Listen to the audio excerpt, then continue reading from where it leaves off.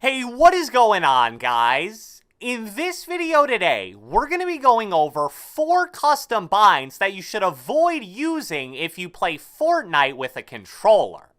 Now, I think of the 4 binds I'm going to discuss here, at least one of them will apply to every type of controller player. So, normal controller, controller with paddles, and claw players. But at the same time, 1 or 2 of the binds will specifically be targeted towards only normal controller players, or only controller with paddle players, for example. And on top of that, I'm also going to pick binds that I actually see a decent amount of players using. So, for example, I'm not going to say, oh, don't bind jump to left trigger, because since that's such an awful idea, pretty much nobody would even be using that bind in the first place. So, without further ado, let's get right into it. Alright, so the first custom bind that I would avoid using is making your edit bind Y/triangle. Now, I know, if you guys have followed this channel for a while, I actually used to recommend this specific bind. The reason was, that was around the time where custom binds were a relatively new thing to controller Fortnite, and putting edit as Y/triangle was a really simple bind to learn. Plus, due to the fact that Y/triangle normally pulls out your pickaxe, that's an action that really isn't a big deal to switch to a different button. But now that the Fortnite player base has had a lot of time to try a bunch of different binds, Y/triangle edit simply isn't as good as the other more popular edit options, especially for normal controller players and players who use controllers with paddles. The reason why is actually fairly simple and hard to argue against.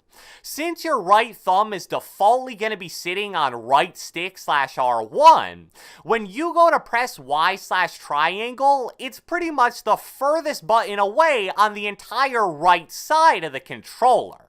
So not only is it going to take you a longer than average time to press the edit button to begin your edit, it's also going to take you a longer than average time to get your thumb back on right stick/R1 to then select the pieces for whatever edit you're going to make.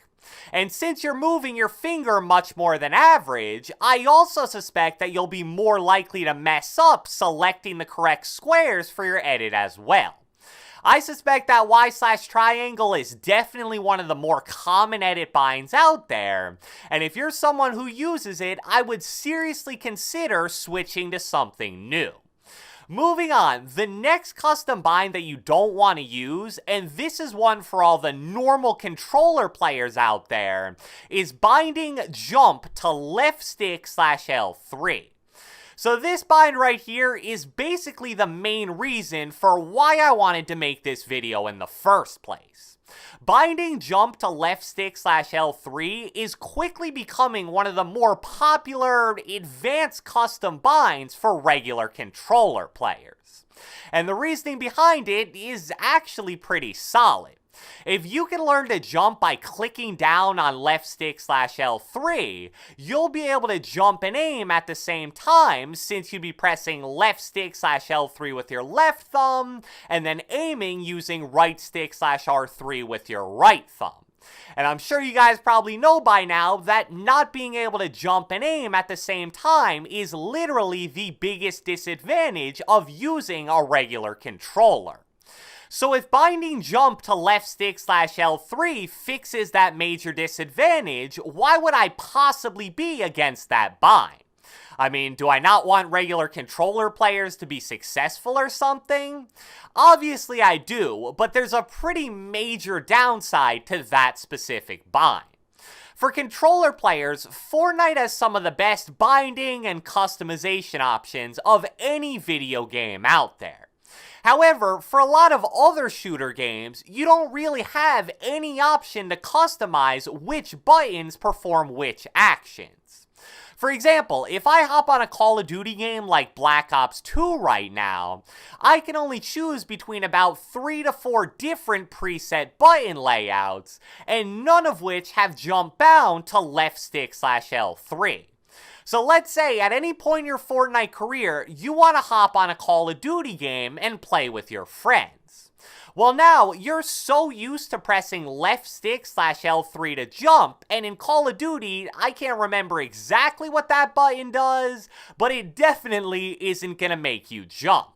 So now you're stuck in this super difficult situation where whenever you want to play a shooter game that doesn't have custom binds like Fortnite does, you're going to need to temporarily get used to pressing A/X to jump, which just builds bad muscle memory for whenever you want to get back on Fortnite. Now, one thing I will say about this though is that there technically is a way to work around this problem. Both Xbox and PS4 allow you to go somewhere in the settings of your console and basically remap the buttons on your controller. So what you could feasibly do is anytime you want to play a game where jump is bound to A/X, for example, you can switch left stick / L3 with A/X in your custom button mapping.